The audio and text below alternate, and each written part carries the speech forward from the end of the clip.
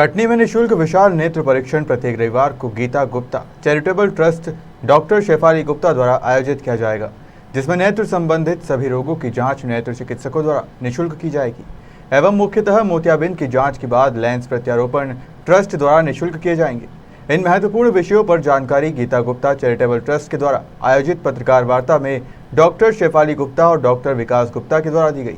जानकारी देते हुए बताया कि गीता गुप्ता चैरिटेबल ट्रस्ट का गठन जुलाई 2019 में किया गया था, जिसमें अब तक की मरीजों का मोतियाबिंद का ऑपरेशन एवं लेंस प्रत्यारोपण निःशुल्क किया जाता है।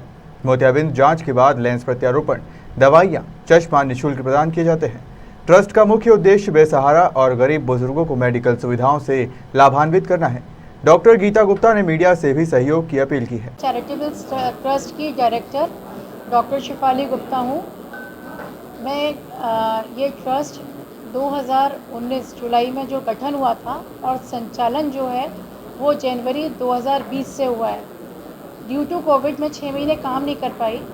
उसमें तकरीबन मैंने 5000 से 5500 तकरीबन फ्री नेत्र परीक्षण किए और तकरीबन सफल मोतियाबिंद के ऑपरेशन 1300 के करीब किए हुए हैं। उसमें जो मैंने ऑपरेशन किए हैं मोतियाबिंद के, उसमें लेंस प्रत्यारोपण, दवाइयाँ, चश्मे सभी कुछ मरीज़ों को फ्री उपलब्ध कराया और किसी भी मरीज़ की मेरे पास कोई कंप्लेन नहीं है कि मैडम आपके यहाँ ऑपरेशन में ये दिक्कत है और कोई प्रॉब्लम नहीं आई। मैं आप लोगों से यही सहयोग चाहती हूँ कि आगे मैं ऐसा ही काम निरंतर करती रहूँ। अभी सिर्फ मैं इतवार को करती हूँ, पर मैं ये चाहती हूँ आपके सहयोग से मैं दिन और बढ़ा दूँ। वो आपका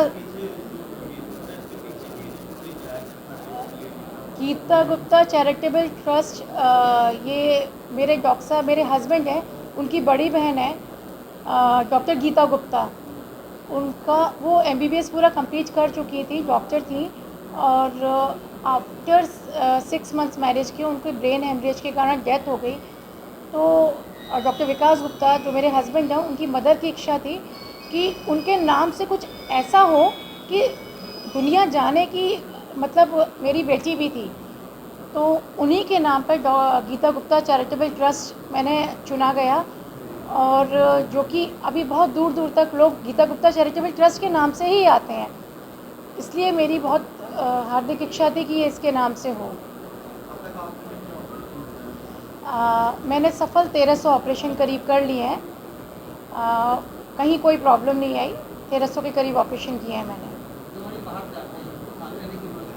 जो मरीज़ मेरे पास बाहर से आते हैं वो सुबह ही आ जाते हैं 9 बजे। उनका हम सबसे पहले ऑपरेशन करते हैं और उनको तुरंत 4 बजे डिस्चार्ज करके और पट्टी खोल के डिस्चार्ज कर देते हैं। पार्डन? मेरा खुद का NGO है ये। पार्डन? पर मरीज़ पे फंडिंग 1500 रुपये आती है। हाँ। क्या होता है, जैसे बाल सफ़ेद होते हैं अपने, ठीक है, ऐसी मोतियाबिंद का जो लेंस होता है वो बहुत सारे फाइबर से मिलके बना रहता है। तो उसमें क्या होता है, उम्र के साथ साथ वो जो फाइबर्स हैं वो ओपेक हो जाते हैं, मतलब सफ़ेदी आ जाती है।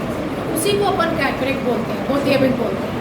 पर मतलब ऐसा नहीं है कि किसी को हो रहा है किसी को नहीं हो रहा। बहुत लोगों को नहीं होता, तो जैसे कि नहीं होता, सबको शुगर नहीं होती और सबके बाल बहुत जल्दी नहीं पकते, किसी के पकते हैं किसी के नहीं पकते। इसी हिसाब से मोतियाबिंद के फाइबर्स का रहता है। मैंने गरीबों का बुरा करना या फिर लोगों तक ज़्यादा से ज़्यादा लोग तक पहुँच बनाने की कोशिश कर रहे हैं, तो ऐसा क्यों नहीं करते कि आप इसको हफ्ते में या महीने में गाँव वगैरह में कहीं कहीं कैंप लगा के इसको थोड़ा सा आगे बढ़ाते, जन सहयोग लेकर के, तो ग्रामीण इलाकों तक वो चल रहा है अनिल भैया। अभी बस उसी का चल रहा है कि ग्रामीण इलाकों में जो अपने जो सरपंच हैं उनका वो बस चल रहा है कि वो लोग क्या है, सरपंचों से संपर्क करने की कोशिश करें। आप लोग अगर किसी से सहयोग करके करा सकें तो हम लोग को वहाँ करने में कोई दिक्कत नहीं। हम मतलब वहाँ करके और वहाँ से पेशेंटों को लेके भी आगे कर सकते हैं। अभी तक कोई जनप्रतिनिधि आपको संपर्क किए हैं क्या कि शिविर? नहीं, अभी शिविर तो हम लोग खुद ही अभी खुद ही लगा और ये कुछ पार्षदों की मदद से लगाए। पार्षद ने मनीष ने मदद की अपनी, मनीष मनीष पाठक दुनिया से कुछ संपर्क हुआ और किस किसने लगा आपने 5 साल ऐसे जो है टर्मिनोलॉजिस्ट हूँ यहाँ पर कटनी में। बाकी मेरे को आप लोगों का सहयोग चाहिए, जिससे कि हम और आपका भी उद्देश्य वही है कि मरीजों की या कोई भी गरीब बुजुर्ग आदमी है उसकी सेवा हो। और मेरा भी एक उद्देश्य यही है कि जो भी मुझसे बन पड़ेगा, मैं अभी सिर्फ चैरिटी इतवार को करती हूँ। एवरी संडे मेरे यहाँ फ्री ऑपरेशन होते हैं, सुबह 9 बजे से लेकर रात के 7 बजे तक। पहले पेशेंट आते हैं, उनका वर्कआउट करते हैं, हम लोग लेंस का नंबर निकालते हैं।